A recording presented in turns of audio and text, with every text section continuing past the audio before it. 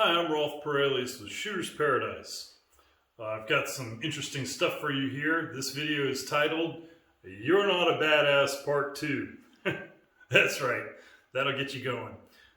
Obviously we have some stuff here that we're going to be working through. This is Rory Miller's Levels of Coercion. It's incredibly valuable for us, those of us who are concerned with self-defense and want to make sure we're prepared. It's incredibly valuable. So to begin with, starting off, let's focus on the fact that we need to have an open mind here. This is a critical part of this. I cannot self-certify myself. I can't certify that I'm ready to protect myself just willy-nilly. There has to be some kind of objective standards that I can use to verify that I'm ready to go. Because quite frankly, this is a place where our ego gets involved. And whenever my ego steps into the scene, I have trouble. I have problems. I got a big ego. And if you're honest with yourself, I bet you will find that you do too. It's a part of human nature. So we need to have an open mind here. And all I'm asking is for you to think about the stuff that I'm going to present here and then look at what you can use out of it. That's all I'm asking from you from this. So first of all, let's lay out some definitions of some terms so that we can be talking about the same thing here. Defining our terms is a pretty important thing that isn't commonly done. So the first thing that I'd like to define is the term good person. So I define a good person as someone who fixes the social problems that others create. And in fact, predators know we do this, and predators count on us doing this, and they use that to their advantage and our disadvantage. It's a very, very bad thing, because a high-level serious predator is going to kill you. And that high-level serious predator is using the very fact that you're a good person against you. Someone who fixes the social problems that are caused by others. So, as an example, consider this. You're in the office environment, and the scuttlebutt going around the office is, Tom slept with Trish. Oh my goodness, Tom slept with Trish. And Tom and Trish, I'm sorry. Those were just random names I pulled out of the hat, so I'm sorry, guys. All right, so Tom slept with Trish, and instantly, amongst several of the people hearing the scuttlebutt, the response is, Trish wouldn't do that because she's a good person. Have you ever heard something similar to that? So-and-so says somebody did something, and the response is, they wouldn't do that because they're a good person. What's being said there is, I can count on that person not to break our social rules. That's what's being said, actually. I know that this person is a good person because I've seen how they've lived their life, and I've seen that they don't break social rules, and they're cautious and careful about this. They are, in fact, a good person, so I know they didn't do that because I know they can't do that. It's not in them to do that. So Trish would not have slept with Tom because she's a good person. So here we see that Trish is got a significant other who would be horribly hurt by this. And so our social rules are you don't hurt the ones you love like that. And so Trish would not do that because this would be a social rule she would be breaking. Because quite frankly, there's no criminal law saying that Tom and Trish can't do what they would like to do in the privacy of the hotel room or whatever. Moving on. A good person is someone who fixes the social problems created by others. That alone might be something that will take you a while to work through and digest, but I strongly recommend that you give that some thought. Another definition I'd like to establish is badass. According to Mr. Webster, there's two definitions. One is a person who's ready to cause or get into trouble. Someone who's ready to cause or get into trouble. And the second one is of formidable strength or skill. So how many of our friends that we like to throw the term around that they're a badass actually are ready to get into trouble? Seriously, ready to get into trouble and or are of formidable strength or skill? I would bet it's not many, because I think we mislabel a lot of people who simply are abusive as being badass. There are a lot of people that throw around a lot of bad language and they say hurtful things to others, but in fact, they don't get into any trouble. They have never been in trouble. They've got a clean criminal record.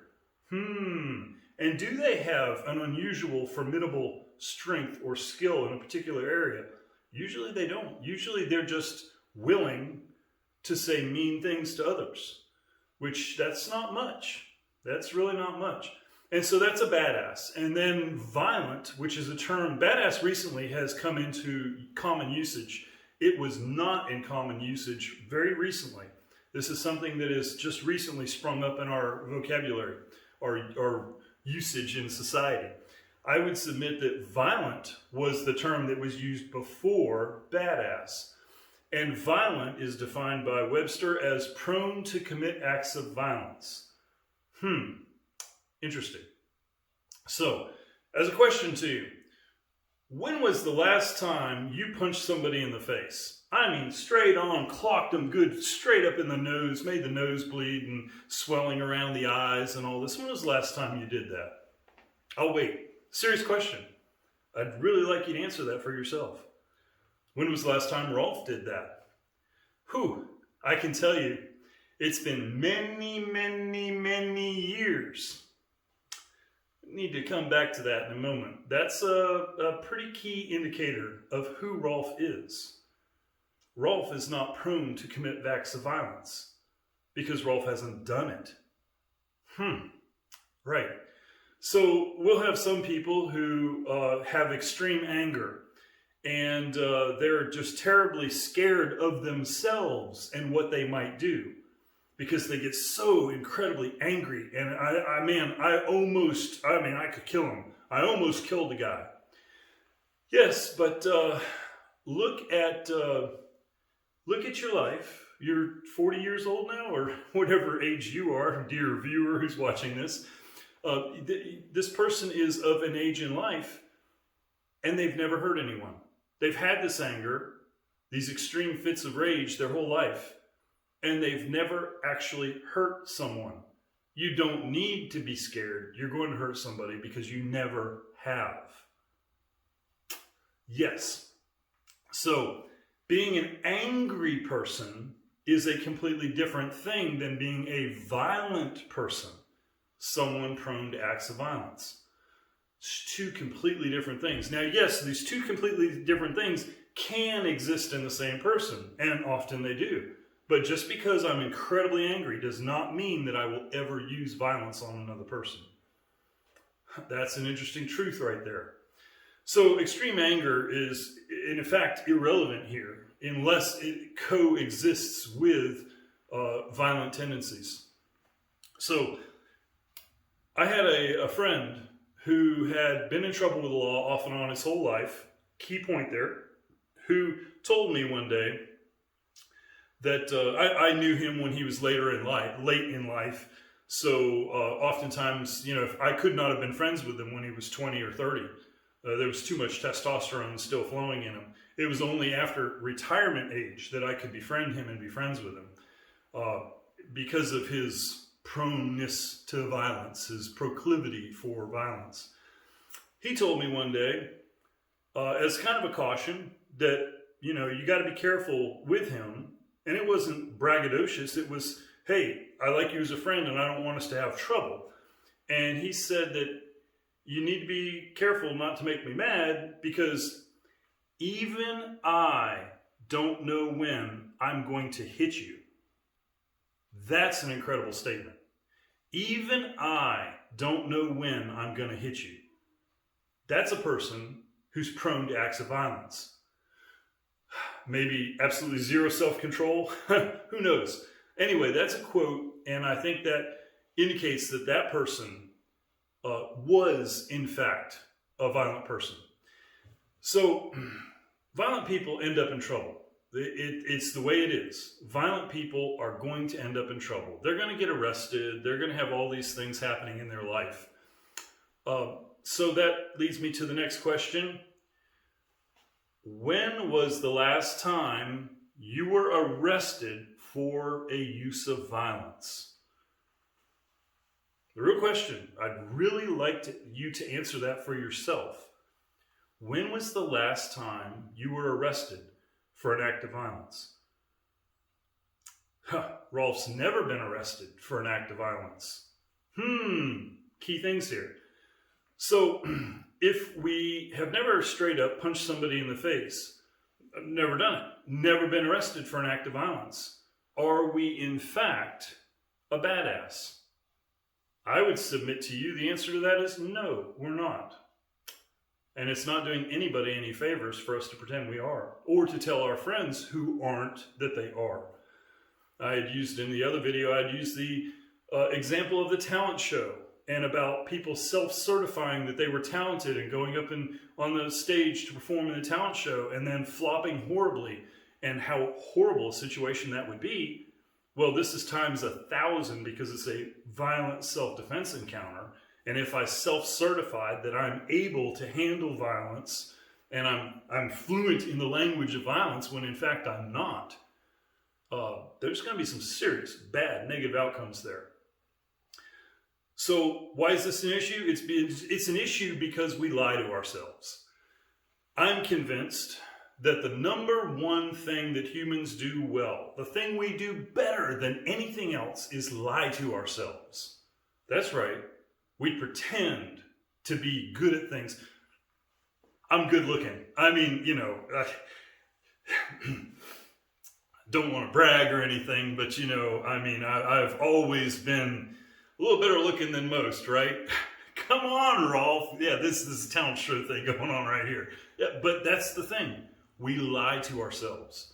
We tell ourselves that we're great and wonderful when in fact we're not. And this is where having an open mind and being able to actually evaluate yourself is critical. So how do we know who we are and where we are? Well, we have to perform a self-test. And again, the self-test that Roy Miller suggests that I think is an excellent tell for us is to go up to a perfect stranger and tell them that we hate them and we wish they'd never been born and they're a horrible person. Actually do it. Don't put it off, put it off, put it off, put it off. Actually do it. And, I might start a conflict by doing that. Well, number one, you're not going to pick the MS-13 gang member with MS-13 tattooed on his face to do this. I have confidence in you that you won't do that. So you're going to pick a good victim to do this, and that'll all be subconscious, but you're going to pick somebody who's not going to attack you by saying this.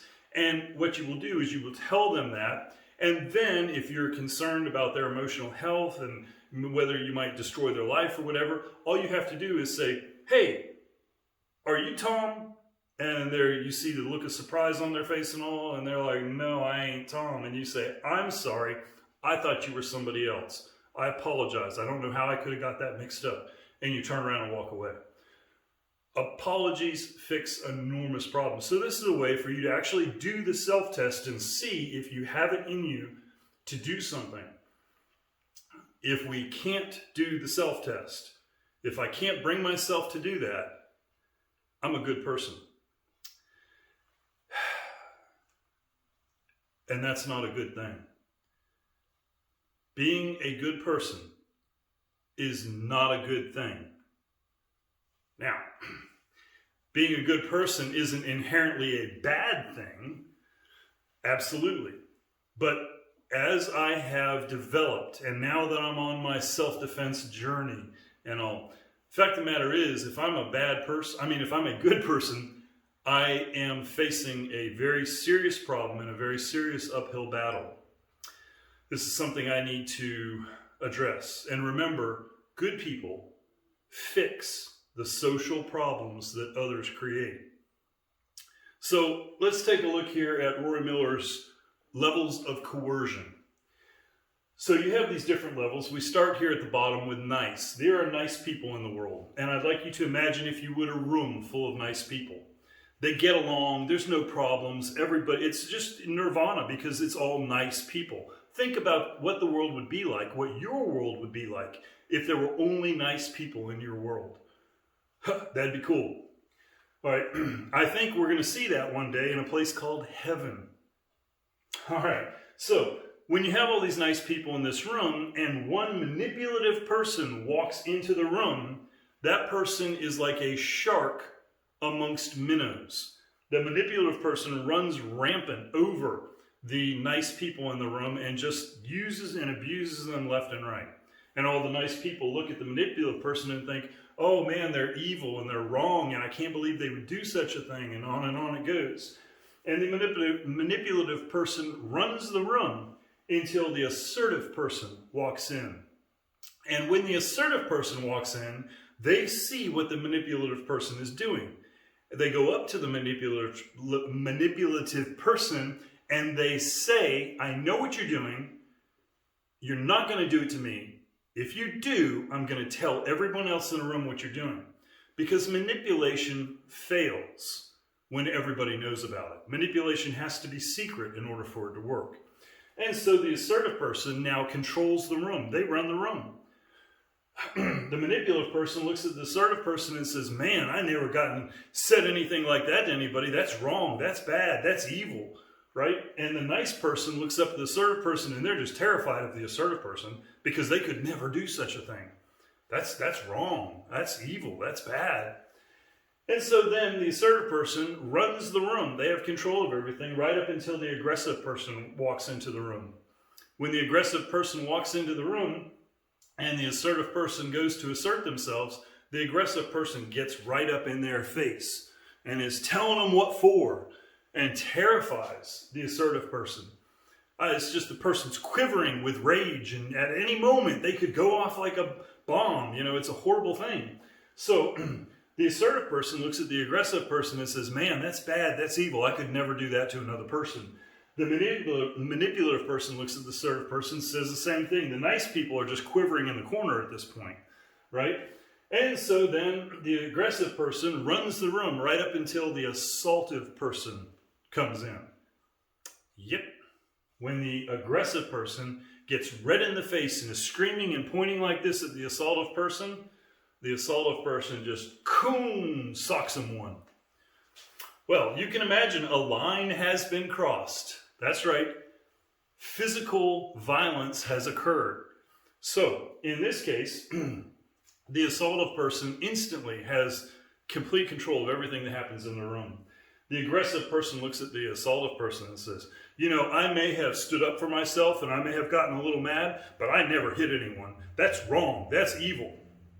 You can imagine what the manipulative person is thinking of this assaultive person. I got to steer clear of them. That's a really bad person. The nice people down here, they've got their heads underneath the covers at this point. You can imagine actual use of force. Nice people, that is just beyond evil. Please, Mr. Policeman, come and handle that person for us, right? And so then finally, the assaultive person is the king of the room, running the room. They control everything right up until the person capable of using deadly force walks in. And when the person who's capable of using deadly force walks in, and the assaultive person comes up and it launches an attack on the deadly force person, you can foresee the outcome to that. And so then the deadly force person is in charge of everything in the room. But I'd like you to consider the deadly force, the person who can use deadly force, and the nice people. What do the nice people think about the person who can use deadly force? Oh, it was self-defense. Absolutely, we're with you, and I got that 100%. But the nice people see this as wrong. They see it as evil. They can't understand it. It's not part of who they are. Yeah, so I would mention that people who have force staged and ready to go for their own self-defense need to consider the fact that these people and these people are going to have a very hard time rectifying themselves one to another. So obviously at the bottom of the triangle there's millions of nice people, And you go fewer and fewer as you get up to the top of the levels of coercion where somebody can use deadly force. There's a basement down here, but we're not going to talk about that in this video. So this is how things work. This is how we manipulate others and we get other people to do our bidding. A good person down here is manipulated by the manipulative. The assertive person pushes them around. The nice person is pushed around by all these people. And these people generally do these things for their own personal gain. And many of them, the assertive person says, all I did was stand up for myself. They don't have a problem with what they've done. They see it as just standing up for themselves. So the nice people are manipulated and pushed around by the people above them. You ever heard the saying, nice guys finish last? Well, this is why. It's because they're constantly being pushed around by others. They're constantly being manipulated by others.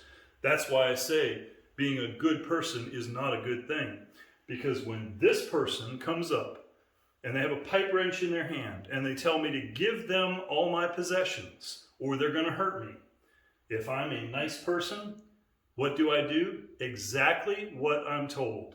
And I have been there, done that. I'm telling you that is the truth and that is exactly what happens. So if I'm a nice guy, hate to say it, I don't stand a chance against the predator criminal. It's a tough thing to face. It's a really hard thing to be able and willing to face and see the truth about myself. This is not a good thing.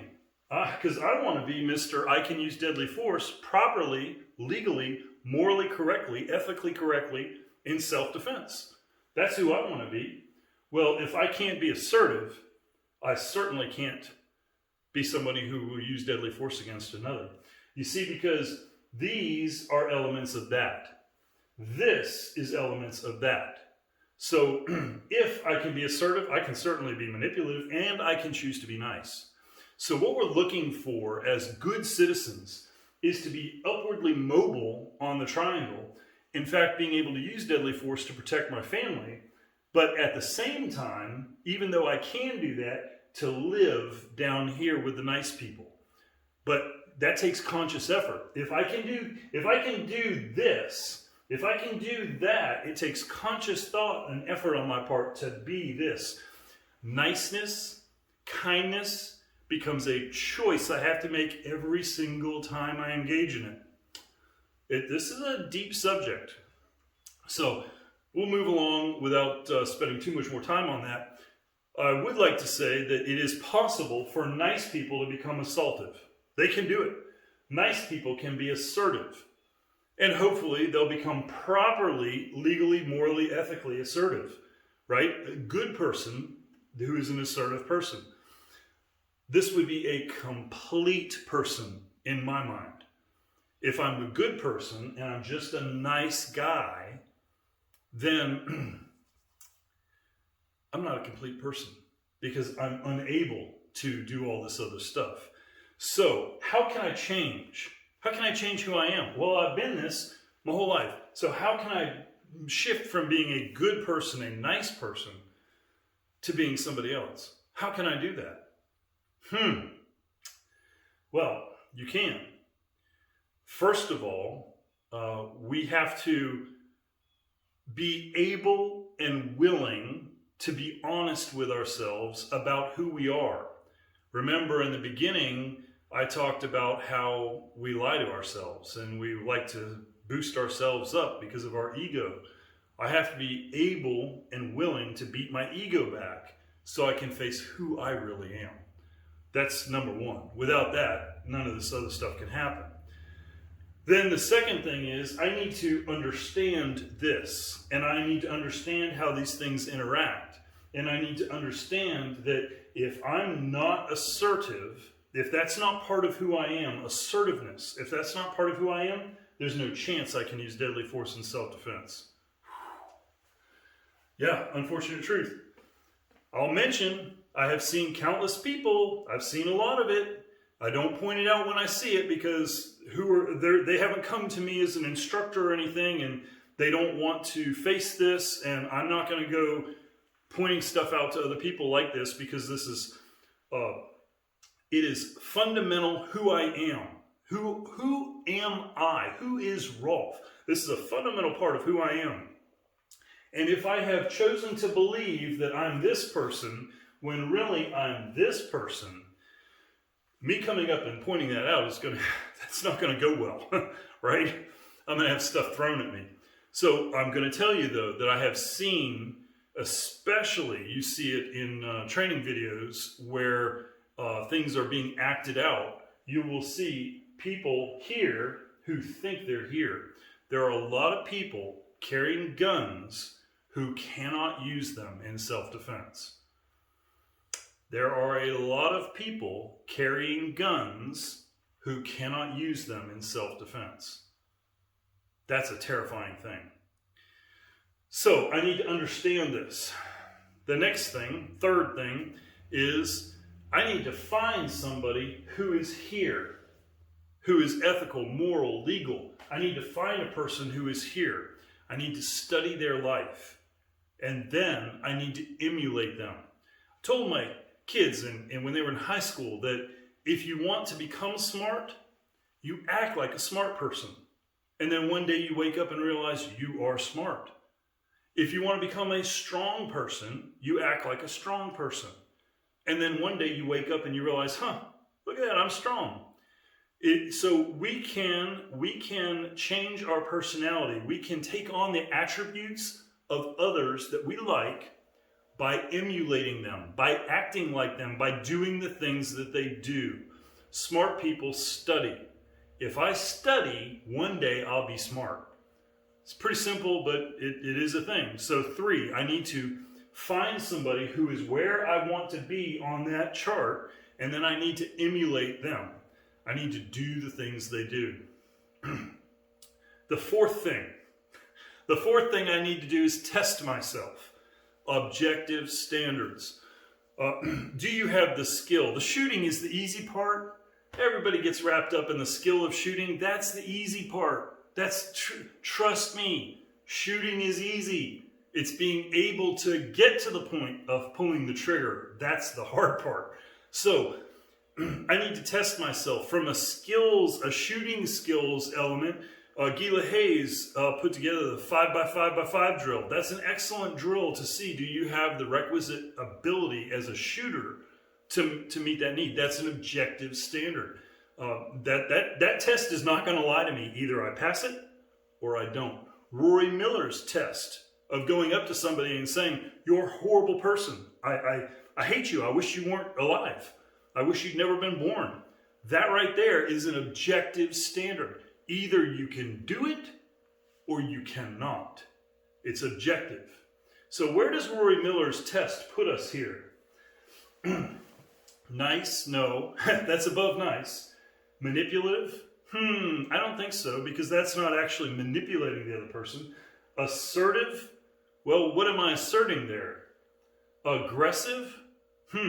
Assaultive? Not physically, but that is aggressive, assaultive on an emotional level. I would certainly say so. So this is several steps up from nice. And so part of this is you have to, I would put this in number 2, understanding the levels of coercion. We have to make peace with ourselves that standing up for ourselves is not wrong. Because remember, nice people or good people in this bottom level, they view everything else as evil above them. They're not capable of doing it, and they would think you'd have to be evil to do it. This is why many people would rather die than use force to defend themselves, because they think this is evil.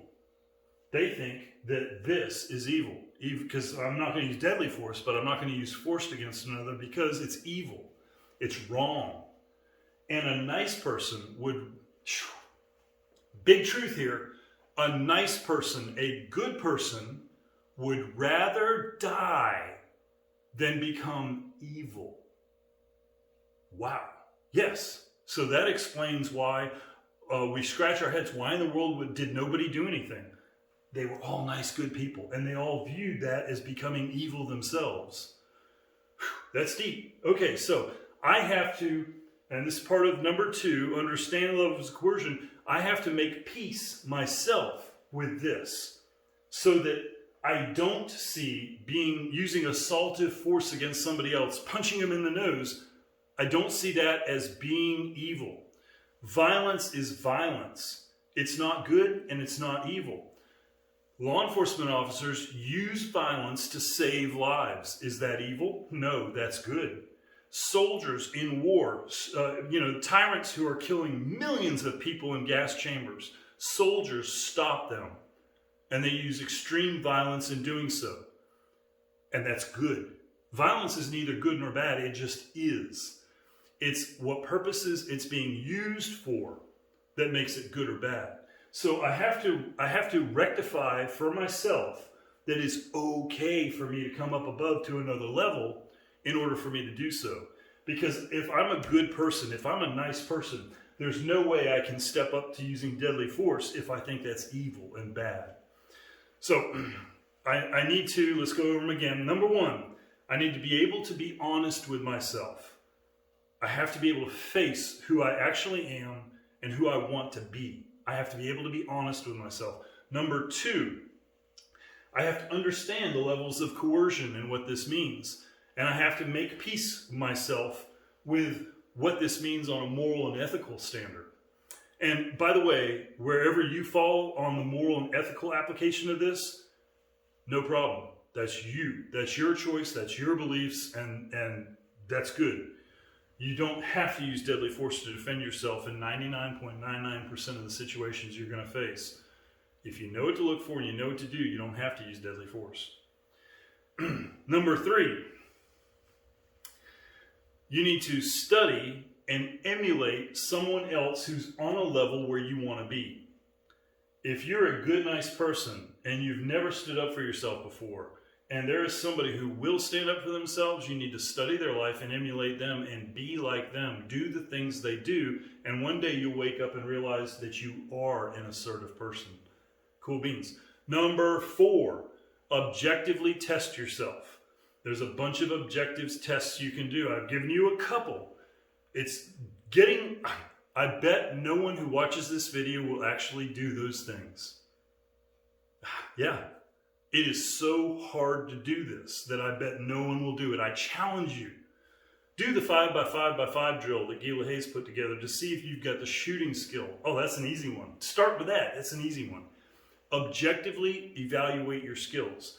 The next thing I'm suggesting to you is do Rory Miller's self-test by going out into public, coming up to a perfect stranger and telling them, I hate you. You're a horrible person. I wish you'd never been born. And then if you want, you can put a Band-Aid on it and fix it by saying, oh, I thought you were somebody else, and apologize and leave. But do the test. That's a hard one. Do the test. Because if you won't do the test, if 6 months goes by after you watch this video and you haven't done that test, that meant you couldn't do it. And if you can't do the test, we're looking at nice and good for you. And then what does that say about your ability to be aggressive, assaultive in your own self-defense? Doesn't say anything good. And now the 5th item on our list about how we can change our personality so we're no longer stuck in the nice category, but we're there by choice. What's the 5th thing I can do? Get training. Huh? You mean there's somebody that can train me to do this stuff? Yes, there is. Bunches of people can. This gets into really technical, really involved things that not many people handle well. I would say that probably the leading authority in the nation today is Craig Douglas. He has a portion of his courseware, MUC, Managing Unknown Contacts. And in it, he teaches the intermediate steps of how we can move up a ladder to using force.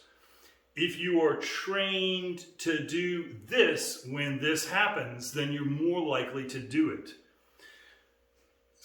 Colonel Cooper put together the Colonel Cooper color codes. Remember, we have white, yellow, orange, red, and these are being used by our government, by everybody in the world, as an explanation for levels of awareness, where you should be awareness-wise in what's happening around you. That's what it's being used to teach, is levels of awareness and how you can keep your head on a swivel and see everything that's happening around you. Well, that's not what Colonel Cooper designed that for. He was really kind of upset that it became that. He said multiple times in some of his writings that that's not what he intended. He designed those rules, the codes, he designed the Colonel Cooper color codes with the intention that it would help good people, nice people, to do necessary things to save themselves and others. The color codes were designed from the inception to empower nice and good people who never went up here before to be able to do necessary things in order to save themselves and save others. You see, what he did with the Cooper color codes was he gave directions to people. When you find yourself here, you do this. And it helped people who normally could not function on that level to do those things. Correct understanding of the color codes is a step in becoming who I want to be on this chart. Now, I don't want to go around dishing out deadly force all day, every day. I want to be capable, and I want to live with the good, nice people down here. Strength under control. That's the goal. Being a strong, powerful person, but having it under control. That is the goal. So I would recommend looking into and trying to train with Craig Douglas, his ECQC class, Managing Unknown Contacts courseware. And I would mention that Marlon and I are putting together some courseware that we're calling Practical Force Management, because we're seeing that there's a real problem. At Chuck Haggard, we recently took his pepper spray class, and he's looking for something between a harsh word and the gun. Because if you have nothing in between there, you're in trouble. And so what we're seeing is that it's very hard for nice, good people to be able to move up and down a spectrum of force and having force options. And so we're going to be doing practical, meaning lots of role play, lots of hands-on, almost no classroom stuff, all working and actually doing role playing and doing these things and breaking them into small pieces so that we become able and capable to ramp up when we need to and ramp down when we need to, so we stay within our moral bounds, we stay inside of any ethical bounds there may be, and we stay inside our legal bounds, and we stay safe. So we're putting together a class. We're calling it Practical Force Management. That'll be available in the future. Getting training, that's the nirvana level of this. What can you do if you find out you're not where you want to be? You're assertive, but you can't be aggressive to another person. It's not in you to be aggressive, and you need to make a jump because you want to be there. Number one, be honest with yourself. Become willing to face the truth about who you actually are. Number two, understand this Rory Miller's levels of coercion and rectify, justify, work together to find out that above is not necessarily evil. It's how violence is used. Violence in and of itself is not evil. It's how it's used. Number three, find somebody who's operating at a level you want to operate at, and then emulate them. Do the things they do, and one day you will find you are like them, you are capable. Number four, objectively test yourself. Look for standards. I'll be a resource for more standards in the future after you've completed the 2 standard tests that I've given you. And then number 5, get training. And get training specifically that's going to move you from point to point up and down a scale of using force appropriately to what you're facing. That's going to be very, very important. And I'd point out one thing before we close this, that if a criminal views me on the street, he makes a snap judgment. It's deeply subconscious decision making that he uses to make the judgment about me that I'll be a good victim. And so I'm in the nice or the good category in his mind. And in fact, this is where I'm operating. I'm operating in the nice or good category. And then the criminal comes up to me and he starts an interview. And, he says, "Hey, you got a light?" He has no cigarette. He's not smoking. He has nothing about him says he's a smoker. And I go from nice and I jump manipulative and go to assertive and I say, "I'm sorry, I can't help you."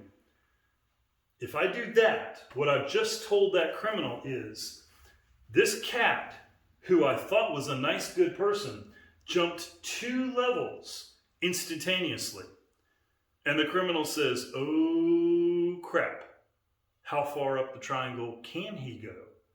Because if I can jump 2, can I jump another 3?